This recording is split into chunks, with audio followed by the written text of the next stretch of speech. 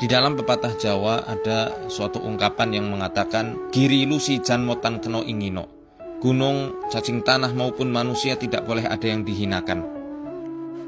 Setiap orang memiliki kelebihan dan kekurangannya masing-masing. Oleh karena itu, hendaknya sesama manusia bisa saling menghargai, tidak meremehkan, tidak juga saling berbangga-bangga diri, tidak saling menyombongkan diri, dan lebih bisa memuliakan sesama manusia. Apalagi yang ada di hadapannya adalah seorang mukmin yang wajib dimuliakan dan dijaga kehormatan serta harga dirinya. Jangan mentang-mentang orang yang ada di hadapannya berpenampilan sederhana, kemudian dianggap sebagai orang yang hina karena di bawah standarnya. Itu tidak benar dan tidak sesuai dengan apa yang diajarkan oleh Islam. Allah Ta'ala tidak pernah menilai seseorang itu dari bentuk fisiknya, dari hartanya. Maka untuk memuliakan manusia cukuplah standarnya adalah dengan kesadaran iman. Karena Nabi SAW pernah bersabda, la yu'minu ahadukum hatta yuhibba li akhihi ma yuhibbu li nafsihi. Tidaklah beriman salah seorang di antara kalian sampai dia itu mencintai apa yang ada pada saudaranya sebagaimana dia mencintai hal tersebut ada pada dirinya. Apabila dirinya ingin dihargai, hargai pula saudara seimannya.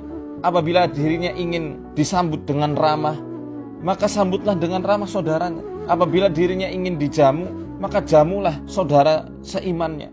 Bukan karena kepentingan, karena dia memiliki jabatan, karena dia memiliki pangkat, atau dia memiliki gelar yang sangat banyak. Bukan karena itu, tapi cukup dengan kesadaran iman. Selain itu, Allah Ta'ala menyembunyikan kekasih-kekasih yang sangat Allah sayangi. Mereka adalah orang-orang istimewa yang Allah pilih. Ternyata kriteria mereka adalah orang-orang yang ketika hadir di tengah-tengah manusia, dia tidak disambut. Kehadirannya tidak terlalu dianggap. Apabila dia pergi, dia tidak dicari-cari oleh manusia. Apabila dia menasehati, maka nasihatnya tidak akan pernah diterima. Karena dianggap dia orang yang kurang berpendidikan. Dia orang yang rendah. Tatkala dia ingin menikah, melamar seorang gadis, maka niscaya dia tidak akan dinikahkan. Karena dianggap oleh orang, dia adalah orang yang rendah.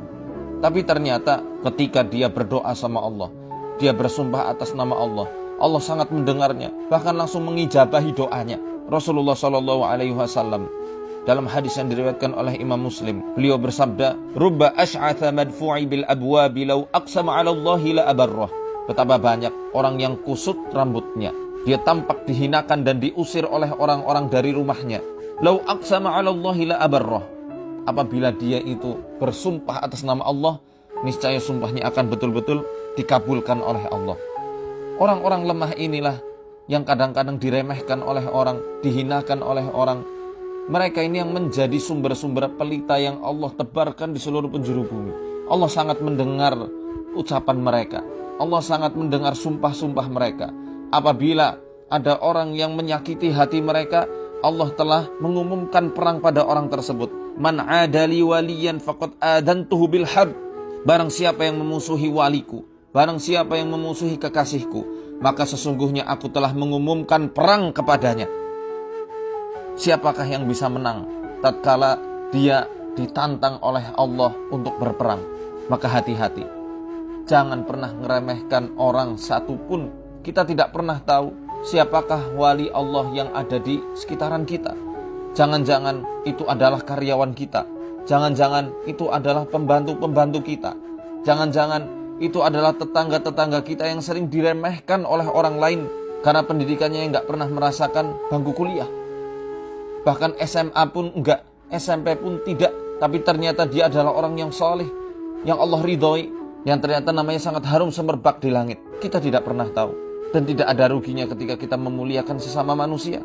Saat mereka kita muliakan, mereka mendoakan kebaikan pada kita, Masya Allah, mulia hidup kita.